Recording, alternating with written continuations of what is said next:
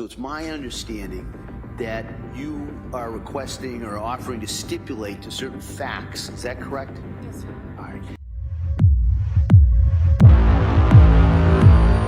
On the afternoon of January 24th, 2023, Patrick Clancy was on the phone with a pharmacy dispatcher in Kingston, Massachusetts, holding a bag of takeout food while asking which liquid stool softener to buy for his daughter. On the line, his wife Lindsay's voice sounded quiet, distant, but completely routine. Patrick hung up, assuming she was simply busy in the middle of giving their 3 young children a bath. Less than 30 minutes later, Patrick stepped into an eerie, absolute silence inside their Summer Street home. After finding blood near an open second-story window, he ran outside into the snow to find 32-year-old Lindsay lying conscious on the ground, bleeding from severe cuts to her neck and wrists. "Look at me.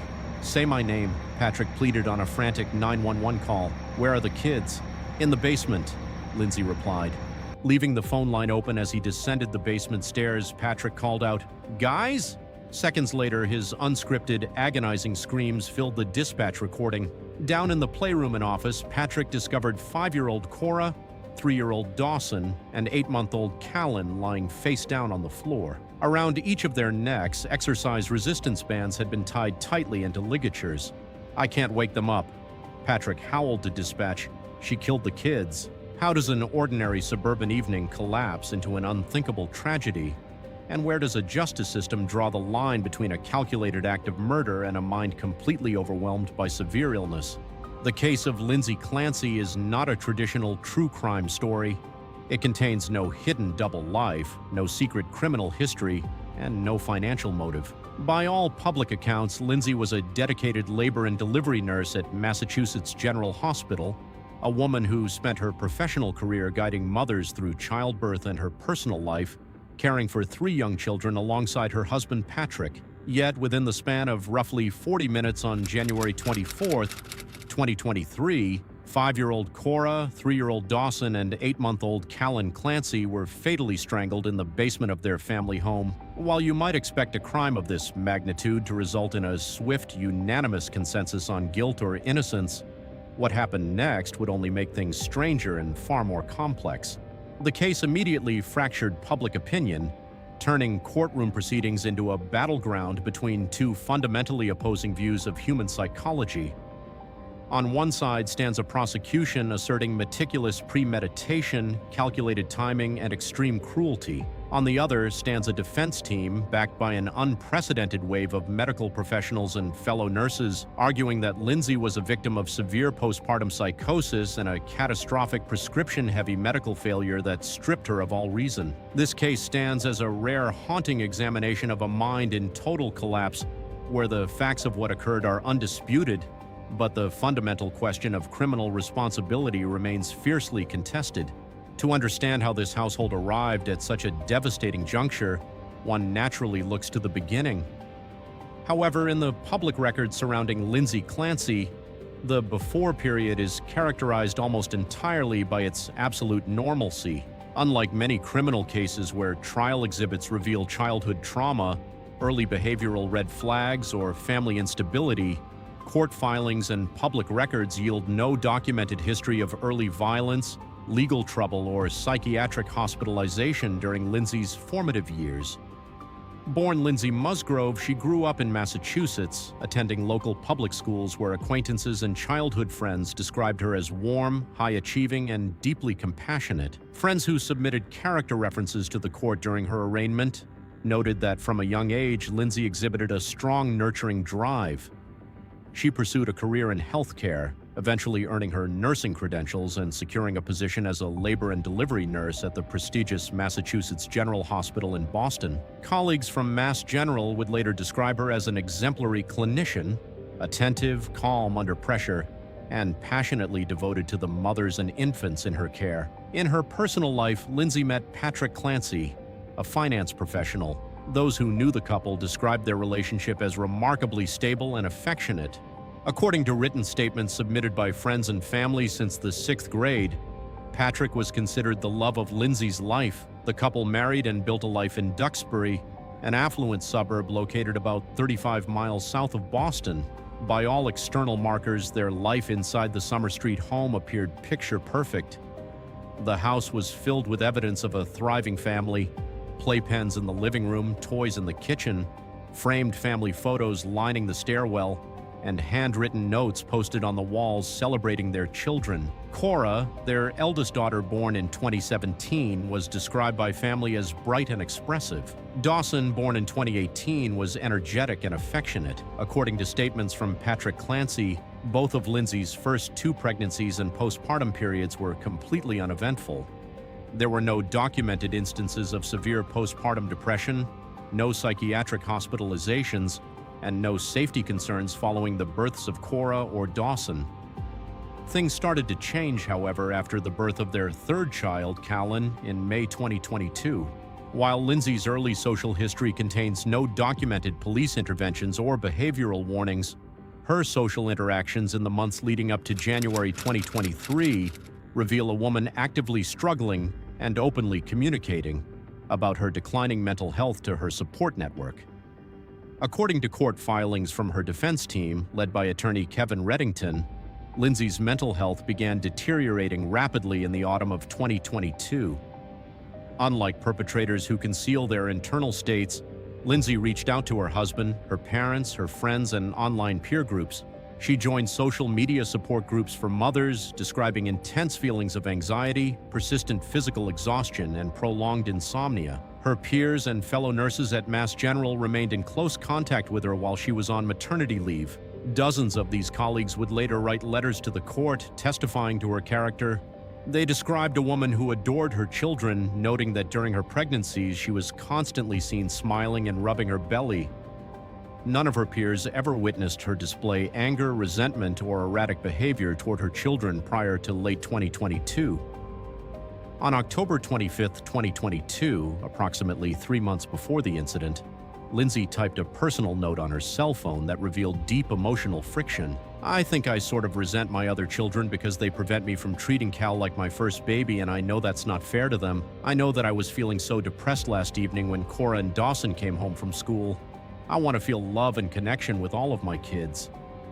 While prosecution analysts framed this entry as early evidence of detachment and growing hostility toward her older children, defense experts argued it reflected the classic painful guilt of a mother experiencing a severe postpartum mood disorder, acutely aware that her emotional output was being blunted by illness.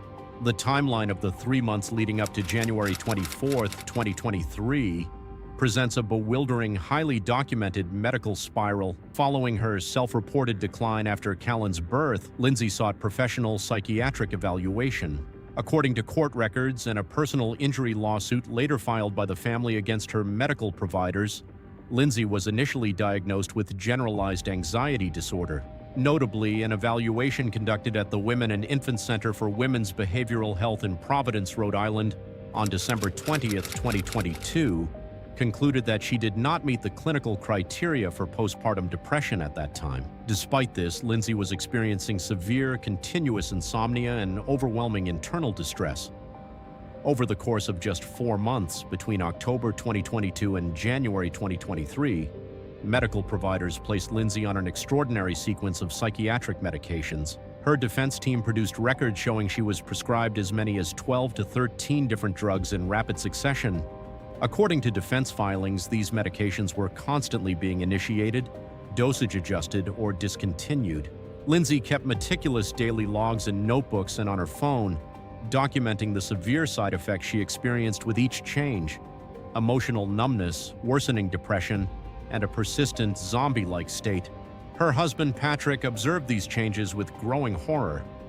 Court statements indicate Patrick went to her doctors the week prior to the incident, pleading for assistance and warning clinicians, "You are turning her into a zombie." On December 31, 2022, Lindsay expressed to her husband that she was having intrusive suicidal thoughts and scary impulses. Recognizing the danger, she voluntarily committed herself to McLean Hospital, a nationally renowned psychiatric facility in Belmont, Massachusetts, on New Year's Day, January 1, 2023. She remained at McLean for 5 days. During her stay, clinicians adjusted her medications. On January 5, 2023, Lindsay was discharged. Hospital staff did not file any civil commitment paperwork, nor did they determine her to be an active danger to herself or others upon release. For the next 2 weeks, things appeared to improve on the surface. Patrick later told police that following her discharge from McLean, Lindsay seemed to be having better days. She was sleeping better, smiling, and participating in family life. She went with her family to local spots like the Kingsbury Club in Duxbury, the Charlie Horse restaurant, and the Museum of Science in Boston. She ran errands, spent time with her parents when they visited over the weekend of January 21st, and was left alone with the children on several occasions without incident.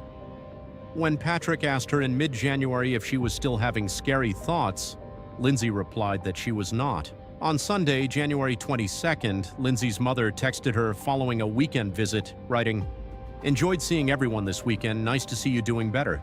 By Tuesday, January 24th, 2023, Lindsay was still taking 4 prescribed medications. That morning began as a completely routine day.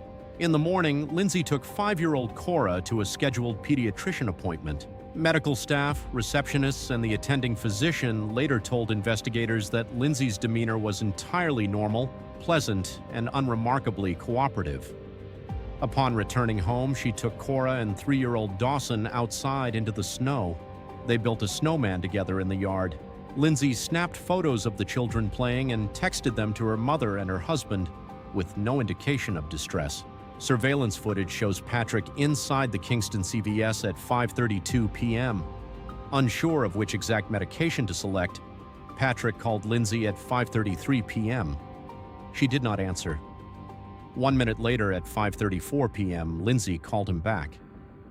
The conversation lasted 14 seconds.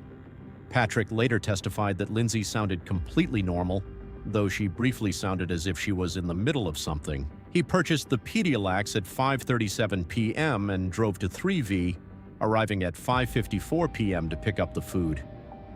Lindsay took exercise resistance bands, stretchy, durable exercise equipment, and carried them into the basement. One by one, she placed the bands around the necks of her 3 children, 5-year-old Cora, 3-year-old Dawson, and 8-month-old Callan. Medical examiners would later testify to the extreme mechanics of ligature strangulation. A victim loses consciousness within 10 to 60 seconds, but the ligature must be continuously tightened and held with force for 4 to 5 additional minutes to cause brain death. Lindsay applied this force to each child. When she finished, she left all 3 children lying on the basement floor, Dawson alone in his father's home office, Cora and Callan in an adjacent den, with the exercise bands still tied tightly around their necks. Lindsay then went up to the second-floor master bedroom. She locked the bedroom door from the inside, used a sharp object to slash her own wrists and neck, and jumped out of the second-story window, falling roughly 20 feet to the ground below. At 5:55 p.m., Patrick left the restaurant and drove home, arriving shortly before 6:05 p.m. Upon entering the house, he was immediately struck by the total silence. He called Lindsay's phone at 6:09 p.m. There was no answer. He ran upstairs and found the master bedroom door locked. Pushing his way inside, he saw blood on the floor in front of a full-length mirror and the window thrown wide open. Patrick rushed downstairs, ran into the backyard, and found Lindsay lying conscious on the ground beneath the window. Her cuts were no longer actively bleeding, but she was severely injured. Frantic, Patrick called 911 at 6:11 p.m. On the recorded call, Patrick can be heard asking his wife, "What did you do?" Lindsay replied that she had tried to kill herself by jumping out the window. "Where are the kids?" Patrick pleaded. "In the basement," Lindsay responded. When emergency services arrived on scene, Patrick asked the first responders to tend to Lindsay while he ran inside to check on his children. The 911 dispatch tape recorded Patrick heading down the basement stairs calling out, "Guys!" Moments later, Patrick's agonized, unscripted screams filled the recording as he found his children. He discovered Dawson face down in his office and Cora and Callan nearby. Patrick frantically removed the exercise bands from their necks, begging them to breathe, screaming uncontrollably for officers to get to the basement. When police officers descended the stairs, Patrick yelled through his tears, "She killed the kids!" Emergency medical personnel flooded the basement, performing CPR and rushing all 3 children to regional hospitals. Cora and Dawson were pronounced dead shortly after arrival. Baby Callan was airlifted to Boston Children's Hospital, where doctors managed to restore a faint pulse but detected no brain activity. He was placed on life support, surviving for 3 days before passing away on January 27, 2023. The news of the Clancy family tragedy sent shockwaves through Duxbury and resonated across the country. Outside the Summer Street home, community members, local mothers, and strangers established a massive makeshift memorial filled with flowers, stuffed animals, candles, and handwritten letters for Cora, Dawson, and Callan. Lindsay Clancy was transported under police guard to South Shore Hospital and later transferred to a major medical facility in Boston. The physical impact of her 20-foot fall was catastrophic. Attending orthopedic surgeons determined that she had suffered multiple severe spinal fractures, resulting in a complete transection of her spinal cord at the T5 to T6 level. She was left permanently paralyzed from the belly button down with no sensation or motor function in her legs, alongside fractured ribs and cervical spine injuries requiring a neck brace. While Lindsay was hospitalized, investigators executed search warrants at the home. They recovered the exercise bands, cell phones, laptops, and multiple physical notebooks and medication diaries. What happened next would only make the public discourse surrounding the case more intensely polarized. Initial news reports heavily emphasized Lindsay's struggle with postpartum depression, leading to an outpouring of sympathy from maternal health advocates, medical professionals, and mothers nationwide who shared their own terrifying experiences with postpartum mood disorders. Thousands of dollars were raised and public vigils were held by fellow labor and delivery nurses. However, as details from the prosecution's initial investigation were released, public sentiment experienced a dramatic, fractured shift. Investigators revealed that in the weeks and days leading up to January 24th, Lindsay's written journal entries and digital notes were clear, highly articulate, and impeccably organized. She meticulously tracked her daily schedule, her children's routines, and her medication doses. Crucially, prosecutors noted that nowhere in her extensive written diaries did she ever mention hearing voices, experiencing visual hallucinations, or having unmanageable delusional thoughts. Furthermore, on January 23rd, the day before the murders, Lindsay wrote a note on her phone describing her mental state merely as a touch of postpartum anxiety regarding her upcoming return to work. On January 28, 2023, Patrick Clancy released a long, heartbreaking statement on a GoFundMe page set up for his family.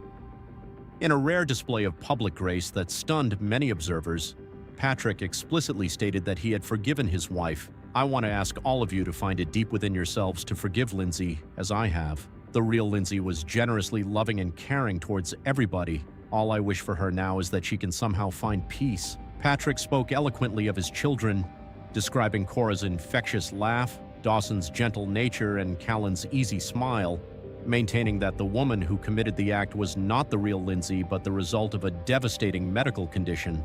While you may think the story ends with the initiation of court proceedings, that is far from being the case. The aftermath of the Clancy case extended deep into the legal, medical, and personal lives of everyone involved, generating ripple effects that reached the highest courts in Massachusetts. In January 2026, two separate high-stakes personal injury lawsuits were filed against the healthcare providers and medical facilities that managed Lindsay's psychiatric care in late 2022. One lawsuit was filed on behalf of Lindsay herself, and another was filed separately by Patrick Clancy. The filings allege gross medical negligence, asserting that clinicians failed to properly diagnose Lindsay's severe condition, mismanaged her medication regimen by constantly switching potent psychiatric drugs, and failed to warn Patrick that his wife should never be left alone with the children. The medical providers named in the suits declined public comment, citing pending litigation.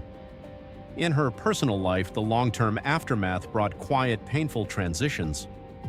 During jury selection processes ahead of her trial hearings, it was formally confirmed that Patrick and Lindsay Clancy had divorced. Patrick, who had spent months processing the unimaginable loss of his entire family, eventually remarried, seeking to rebuild a life from the ashes of the tragedy. Yet, despite the divorce, Patrick's public posture regarding Lindsay's culpability remained strikingly consistent with his early statements. In a 2024 interview, Patrick reflected on his ex-wife's state of mind, stating plainly, "I wasn't married to a monster. I was married to someone who got sick." Meanwhile, Lindsay remained confined to Duxbury Hospital, permanently paralyzed, adapting to life as a paraplegic while undergoing continuous psychiatric care and preparing for trial. When we look back at the universal question raised at the beginning, how society parses the boundary between a criminal act and a tragic medical collapse, the case of Lindsay Clancy provides no easy, comfortable answers. It stands as an agonizing collision between the rigid requirements of the criminal justice system and the murky, highly complex reality of severe mental illness. To the prosecution and those who view the case through the lens of digital records and physical mechanics, the timeline reveals a series of conscious, deliberate choices executed during a window of opportunity. To the defense, fellow healthcare professionals, and those who look at the months of documented medical intervention, it represents the catastrophic failure of a psychiatric safety net that left a mother completely overwhelmed by illness. What remains undeniably true are the 3 young lives lost on Summer Street, Cora, Dawson, and Callan, and a family forever altered by a single January evening. As the legal system continues to work through the trial and civil proceedings, the case of Lindsay Clancy leaves behind an enduring, deeply uncomfortable debate about maternal health, criminal responsibility, and the fragile limits of human endurance.